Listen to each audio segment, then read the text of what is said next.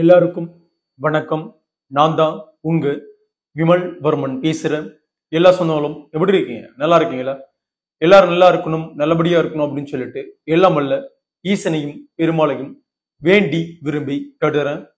ஓம் நம சிவாய நமக, ஓம் நமோ நாராயணர் நமக, ஜெய் ஸ்ரீராம், ஜெய் சத்ரியா. வன்னியகுல சத்திரிய சொந்தங்கள் விமல் வர்மனுக்கு ஸ்பான்ஷிப் பண்ணணும் அப்படின்னு நினைச்சீங்கன்னா என்னுடைய கூகுள் பே நம்பருக்கு தாராளமாக ஸ்பான்ஷிப் பண்ணலாம்.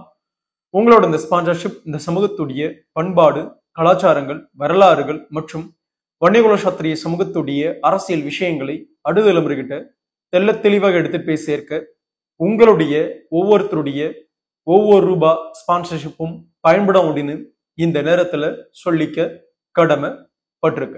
வன்னியகுல சத்திரிய சமூகத்துடைய கோயில்களை குறிவைக்கும் இந்து சமய அறநிலையத்துறை, குறிப்பாக திமுக ஆட்சிக்கு வந்த பிறகு வன்னியர்களுடைய குலதெய்வ கோயில்களை தொடர்ச்சியா குறிவைத்து அறநிலையத்துறை தன்னுடைய கட்டுப்பாட்டுக்குள்ள எடுத்துட்டு அந்த கோயில்களை சிதைக்கும் பணியில பாத்தீங்கன்னா ஈடுபட்டு இருக்கிறதா தொடர்ச்சியா சில சொந்தங்கள் தொடர்பு கொண்டு எங்கிட்ட சொல்லிக்கிட்டே இருந்தாங்க.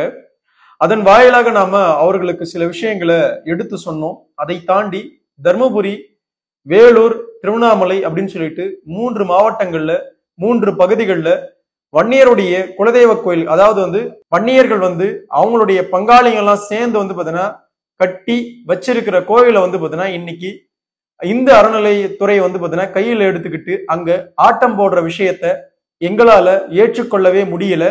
இந்த விஷயத்த நாங்க எப்படி அணுகிறது, எப்படி பண்றது அப்படின்ற எந்த புரிதலும் இல்லாம பாத்தீங்கன்னா நாங்கெல்லாம் தவிக்கிறோம் அப்படின்னு சொல்லிட்டு அந்த சொந்தங்கள் எல்லாம் சொன்னாங்க. எனக்கு உண்மையாவே பாத்தீங்கன்னா இது மிகப்பெரிய ஒரு ஷாக்கா தான் இருக்கு. காரணம் என்ன அப்படின்னா, இவங்க கோயிலுக்குள்ள உடல, அவங்கள கோயிலுக்குள்ள உடல அப்படின்னு சொல்லிட்டு இங்க பிரச்சனைகள் ஆரம்பிக்கும் போதெல்லாம் ஒருவேளை எதிர்த்தரப்புல இருக்கிற அந்த சமூகம் தான் இந்த பிரச்சனையை உருவாக்குதா அப்படின்ற ஒரு பெரும் கேள்வி எனக்குள்ள எப்பொழுதுமே பாத்தீங்கன்னா இருந்திருக்கு. ஆனா அப்படி இருந்தும் கூட வேண்டுமென்றே வன்னியர்களுடைய குலதெய்வ கோயில்களை குறிவைத்து இந்த அறநிலைத்துறை, அதாவது திமுகவுடைய அரசியல் கட்சியில அந்த கட்சிக்குள்ள பாத்தீங்கன்னா இயங்கிட்டு இருக்கிற எவனோ ஒருத்தன் தான் பாத்தீங்கன்னா தொடர்ச்சியாக வன்னியருடைய கோயில்களை பாத்தீங்கன்னா குறிவைத்து இந்த வேலையை பார்த்துட்டு இருக்கானா அப்படின்ற ஒரு பெரும் கேள்வியை பாத்தீங்கன்னா நமக்குள்ள எழுந்திருக்கு. குறிப்பா தர்மபுரியில நான் குறிப்பிட்டு சொல்ல விரும்பல. தர்மபுரியில ஒரு பகுதியில வன்னியர்கள் பாத்தீங்கன்னா ரொம்ப காலமாக பெருமாளை குலதெய்வமாக வழிபட்டு அந்த பெருமாளுக்கு ஒரு பெரும் கோயிலை பாத்தீங்கன்னா ஆல்மோஸ்ட் பாத்தீங்கன்னா ஒரு 2 கோடி ரூபாய் செலவு செய்து கோயிலை எடுப்பிச்சிருக்காங்க. அந்த கோயில் பாத்தீங்கன்னா சும்மா இருக்கும் பொழுது அறநிலைத்துறை பாத்தீங்கன்னா கண்டுக்காம இருந்துட்டு 2 கோடி ரூபாய் செலவு பண்ணி அந்த கோயிலை மிகப்பெரியதாக பாத்தீங்கன்னா மாற்றிய பிறகு அங்க இருக்கிற எவனோ ஒருத்தன் இந்த அறநிலைத்துறையோடைய விஷயத்துக்குள்ள எடுத்துட்டு போய் அந்த கோயிலை இன்னைக்கு இந்த அறநிலைத்துறை கட்டுப்பாட்டுக்குள்ள எடுத்துட்டு வந்துட்டாங்க, இதை எங்களால ஏற்றுக்கொள்ளவே முடியல அப்படின்னு சொல்லிட்டு ஒரு பெண்மணி தான், அக்கா, அவங்க தான் பாத்தீங்கன்னா போனை போட்டு ரொம்ப வருத்தப்பட்டுக்கிட்டாங்க. என்னால இதை எப்படி பாத்தீங்கன்னா ஜீரணிக்கிறதுனே தெரியல, உண்மையாகவே பாத்தீங்கன்னா மிகப்பெரிய வருத்தமா இருக்கு. எங்களுடைய முப்பாட்டன், எங்களுடைய கோயில், எங்களுடைய குலதெய்வம், எங்களுடைய குலதெய்வ கோயில அவங்க எப்படி பாத்தீங்கன்னா டேக் ஓவர் பண்ண முடியும்? இது எப்படி பாத்தீங்கன்னா சாத்தியமாகுது? இது எங்களால ஏற்றுக்கொள்ளவே முடியல. முக்கியமாக ஒரு பெண்ணாக என்னால ஏற்றுக்கொள்ளவே முடியல. இது என் பாட்டன், என் குலதெய்வம், குலதெய்வ கோயில்ல பாத்தீங்கன்னா இவங்க எப்படி பாத்தீங்கன்னா எங்களுக்கு சில கட்டுப்பாடுகளை பாத்தீங்கன்னா இந்த அறநிலைத்துறை மூலமாக பாத்தீங்கன்னா விதிக்கிறாங்கன்ற மிகப்பெரிய ஒரு வருத்தத்தை ஒரு 2 வாரங்களுக்கு முன்னாடி பாத்தீங்கன்னா அந்த அக்கா தர்மபுரியில இருந்து பாத்தீங்கன்னா போன் போட்டு சொல்லியிருந்தாங்க. இதை தொடர்ச்சியாக 2 நாட்களுக்கு முன்பு வேலூர் குடியாத்தம் பகுதியிலிருந்து நண்பர் ஒருவர் சொந்தம் போன் போட்டு பேசியிருந்தாரு. ரொம்ப காலமாக தெரியும். அவரும் பாத்தீங்கன்னா அவங்க பங்காளிகள்லாம் சேர்ந்து பாத்தீங்கன்னா ஒரு கோயிலை கட்டிட்டு இருக்கிறாங்களா. அந்த கோயில்ல எதிர்த்தரப்புல இருக்க நம்ம ஆளுங்களுக்கே ஏதோ ஒரு சின்ன நெருடல் போலகுது. அந்த நெருடலின் விஷயமாக சின்னதா பாத்தீங்கன்னா ஒரு கேஸ் ஃபைல் பண்ணிருக்காங்க. அந்த கேஸ் பாத்தீங்கன்னா இந்த அறநிலையத்துறை டேக் ஓவர் பண்ணிக்கிட்டு இன்னைக்கு உங்களுடைய கோயில்கள், அதாவது இவங்க ஆல்மோஸ்ட் பாத்தீங்கன்னா ஒரு 1 கோடி ரூபாய் செலவு செய்து பாத்தீங்கன்னா அந்த கோயிலை பங்காளிகள்லாம் சேர்ந்து பாத்தீங்கன்னா கட்டியிருக்காங்க. இன்னைக்கு அறநிலைத்துறை பாத்தீங்கன்னா டேக் ஓவர் பண்ற ஒரு சூழல்ல பாத்தீங்கன்னா அந்த கோயில் போய் நிக்குது அப்படின்ற ஒரு வருத்தத்தை சொல்லியிருந்தாரு. இதை பார்க்கப்படும் பொழுது பாத்தீங்கன்னா உண்மையாகவே நம்மளுக்கு மிகப்பெரிய ஒரு வருத்தம் இருக்கு. எவ்வளவு பெரிய விஷயம்!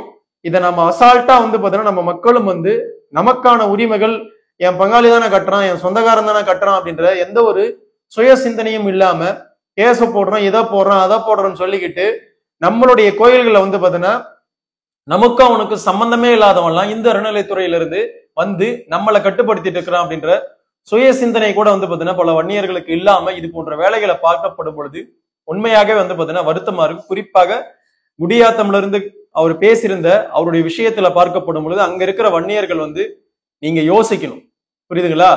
ஏன்னா நம்மளுடைய சொந்தங்கள் கட்டுற கோயில்ல நீங்க இப்படி எல்லாம் செய்யறது மிகப்பெரிய தவறு.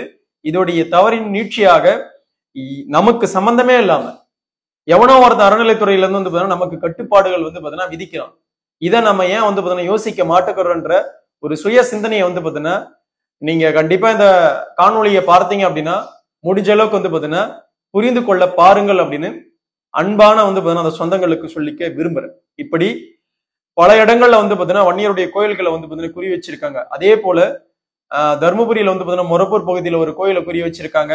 அதே போல திருவண்ணாமலையில வந்து பாத்தீங்கன்னா வன்னியருடைய குலதெய்வ கோயிலை வந்து பாத்தீங்கன்னா குறி வச்சிருக்காங்க. இப்படி அறநிலைத்துறை வந்து பாத்தீங்கன்னா திமுக வந்த பிறகு வன்னியருடைய கோயில்களை, குலதெய்வ கோயில்களை நேரடியாக குறிவைத்து நம்மளுடைய இந்த கலாச்சார விஷயங்களை வன்னியர் சமூகத்துக்கிட்ட இருந்து வந்து பாத்தீங்கன்னா பிடுங்கணும். குறிப்பாக குலதெய்வ வழிபாட்டை பிடுங்கணும், அவர்கள் கிட்ட இருந்து வந்து பாத்தீங்கன்னா சிதைக்கணும் அப்படின்ற ஒரு மாபெரும் அஜெண்டாவோட வந்து பாத்தீங்கன்னா செயல்பட்டு இருக்கிறாங்க. இந்த காணொலியை பார்க்கிற ஒவ்வொரு ஊர் பகுதியில் இருக்கிற ஒவ்வொரு வன்னியர்களும் உங்களுடைய குலதெய்வ கோயில்களை சரியான முறையில சரியான விஷயத்தோட வந்து பாத்தீங்கன்னா நீங்க எல்லா டாக்குமெண்ட்டும் வந்து பாத்தீங்கன்னா சேகரிச்சு வச்சுக்கோங்க. ஏன்னா எப்பயாவது வந்து பாத்தீங்கன்னா உங்களுக்கு பிரச்சனை வந்தா அந்த பிரச்சனைக்கு நாம தீர்வு காணணும். அதற்கான எல்லா விஷயத்தையும் வந்து பாத்தீங்கன்னா உங்களோட வந்து பாத்தீங்கன்னா வச்சுக்கோங்க அப்படின்னு அன்போட வந்து பாத்தீங்கன்னா இந்த காணொலி மூலமாக உங்களுக்கு ஒரு விஷயத்த சொல்றதுக்கு தான் வந்திருக்கேன். வன்னியர்கள் இதை வந்து பாத்தீங்கன்னா அலட்சியமா நினைக்க வேணாம். நம்மளுடைய மூதாதையர்கள், நம்மளுடைய குலதெய்வங்கள் நாம தான் காக்கணும். அவங்க நம்மளை காத்துட்டு இருக்கிறாங்க. அவருடைய கோயில்களை நாம காக்காம விட்டோம் அப்படின்னா நம்மளை கண்டிப்பா வந்து நம்முடைய குலதெய்வங்கள் வந்து பாத்தீங்கன்னா காத்து நிக்காது. இதை வன்னியர்கள் ஒவ்வொருத்தரும் புரிஞ்சுக்கணும். நீங்க அரசியல் கட்சி சார்ந்து எந்த கட்சியை வேணாலும் இருந்துட்டு போங்க, வன்னியரா நீங்க ஒரு குலதெய்வத்தை வந்து பாத்தீங்கன்னா வழிபாடு செய்யறீங்க அப்படின்னா உங்களுடைய குலதெய்வத்தை எவனும் வந்து பாத்தீங்கன்னா இங்க உரிமை கோர்றதுக்கு நாம விட்டுவிடக் கூடாது. வந்து வழிபாடு செய்யறது வேற, உரிமை கோர்றது வேற, ரெண்டுத்துக்கும் பெரும் வித்தியாசம் இருக்கு. அறநிலைத்துறை வந்து பாத்தீங்கன்னா இங்க உரிமை கோரிட்டு வந்து பாத்தீங்கன்னா உள்ளுக்குள்ள வரானுங்க அப்படின்ற விஷயத்த நம்ம கிட்ட சொல்லியிருக்காங்க.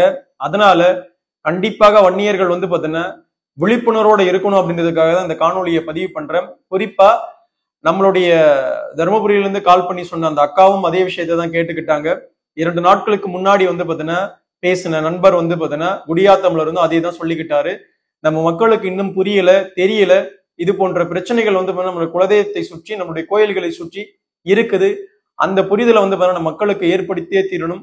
முடிஞ்ச அளவுக்கு இந்த விஷயங்களை வந்து பாத்தீங்கன்னா நீங்க எடுத்துட்டு போய் சேருங்க அப்படின்னு வந்து பாத்தீங்கன்னா சொல்லியிருந்தாரு. அதன் வாயிலாகத்தான் நம்ம இந்த விஷயத்த பதிவு பண்ணியிருக்கோம்.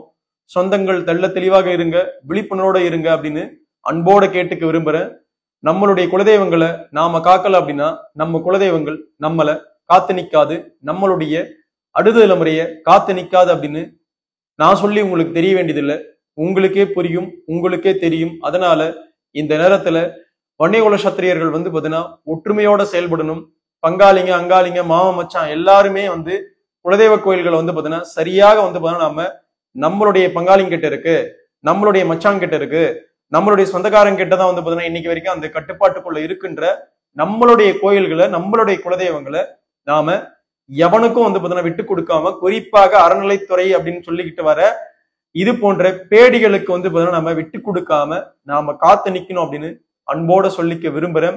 நம்மளுடைய கோயில்கள் பல இடங்கள்ல வந்து பாத்தீங்கன்னா சிதைக்கப்பட்டுட்டு வந்துட்டு இருக்கு அப்படின்ற விஷயம் என்ன அப்படின்னா, அவன் உரிமையை கோர ஆரம்பிச்சுட்டான் அப்படின்னா நம்ம எந்த ஒரு விஷயமும் வந்து பாத்தீங்கன்னா அங்க செயல்படுத்த முடியாது. இதை வன்னியர்கள் புரிந்து கொள்ளணும் அப்படின்னு அன்போட மீண்டும் மீண்டும் வந்து பாத்தீங்கன்னா வன்னியகுல சத்திரிய சொந்தங்களுக்கு இந்த காணொலி மூலமாக சொல்லிக்க விரும்புறேன்.